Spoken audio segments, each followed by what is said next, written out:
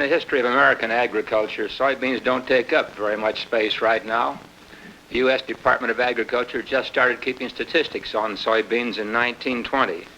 Since those first statistics went into the record book, soybeans have grown dramatically, both as a livestock feed and as human feed.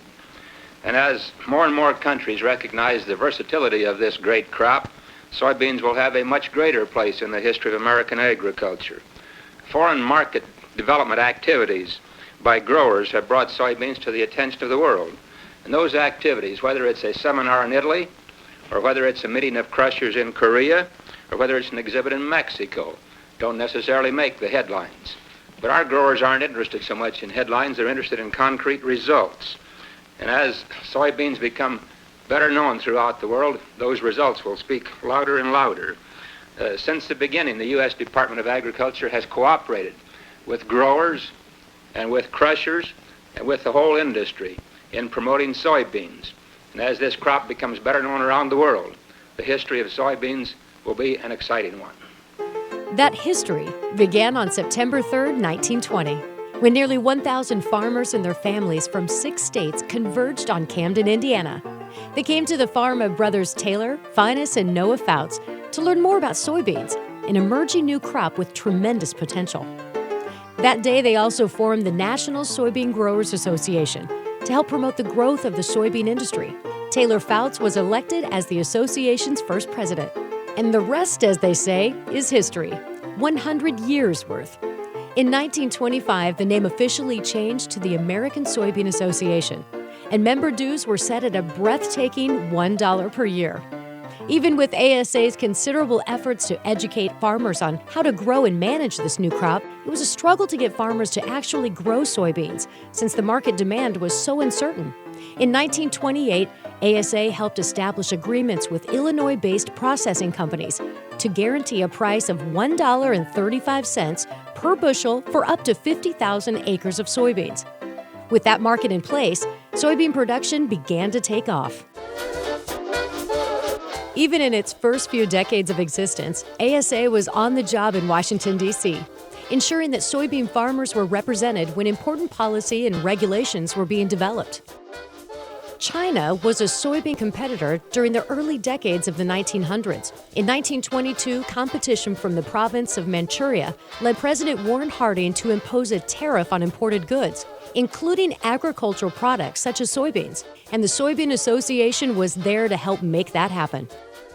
ASA helped push the Smoot-Hawley tariff across the finish line in 1930, imposing duties on imported soybeans and soybean products, thus helping expand domestic production and domestic demand. The Revenue Act of 1936, again promoted in part by ASA, further leveled the playing field for U.S. soybean farmers by imposing a tax on imported foreign oils.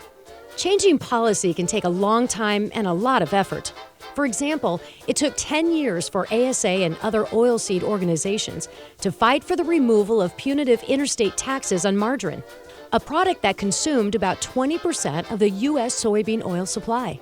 It took 11 years for ASA to help establish federal standards to allow 3% soy flour in white bread. All of these efforts, along with continuing improvements to soybean production, helped lead to an abundant supply of domestic soybeans, to the point that the Chicago Board of Trade launched a soybean futures contract in 1936 and opened a separate soybean trading pit in 1939.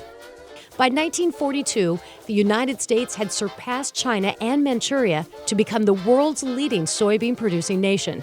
Soybeans had definitely hit the big time, thanks in large part to the efforts of ASA. With all this growth and opportunity, it became very clear that membership dues alone weren't going to get the job done.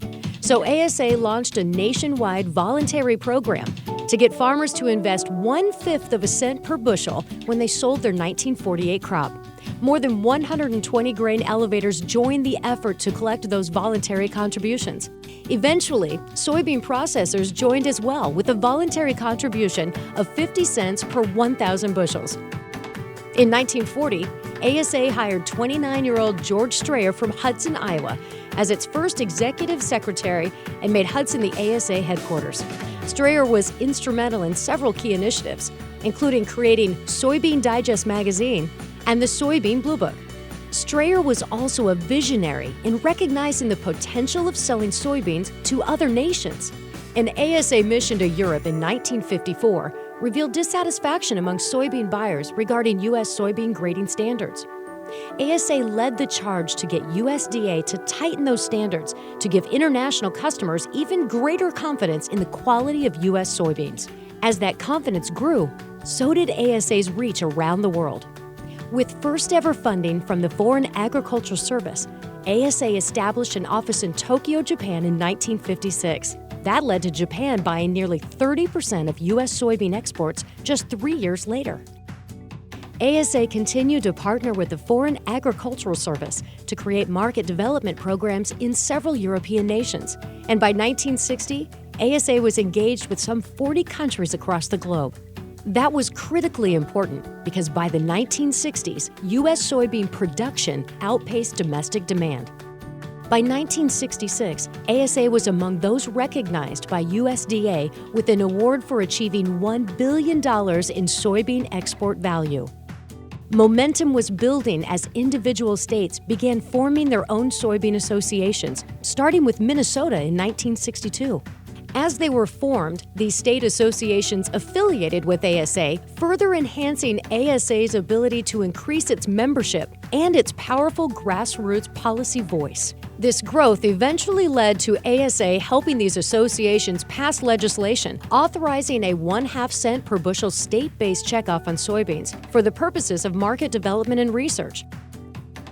During the first 50 years of the American Soybean Association, soybean production in the United States grew from about 1 million bushels to just over 1 billion bushels, with more than half of the U.S. soybean crop being exported as whole soybeans or soybean meal.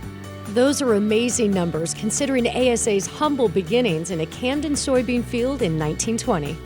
The foundation of strength, membership, advocacy, and partnerships built in its first 50 years positioned the American Soybean Association very well as it prepared to meet the challenges that lay ahead in its next 50 years.